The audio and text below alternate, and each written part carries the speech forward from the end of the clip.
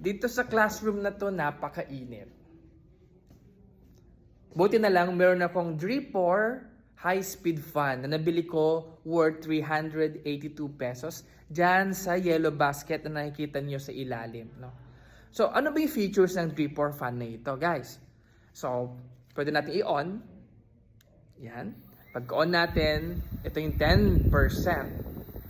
At makikita natin dyan si screen yung kanyang battery status. So, nasa 75% na yung status ito. Kakarating lang ito at hindi ko pa na-charge. Now, kung gusto natin ng mas malakas pa, just press the plus sign. Yan. So, ito naman, 20%. 20% or 20. Next, 40 na kagad. 40. Followed by 60. Ganito kalakas yung 60. 80. No, nililipad yung buhok ko. And 100. Ang kagandahan dito guys, hindi ganun kasakit sa tenga yung sounds niya pag nagre-release siya ng hangin. Off muna natin.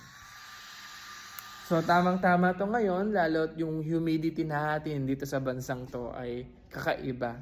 Kahit nakaupo ka lang, pinagpapawisan ka. Kung mabiyahe ka, pinagpapawisan ka.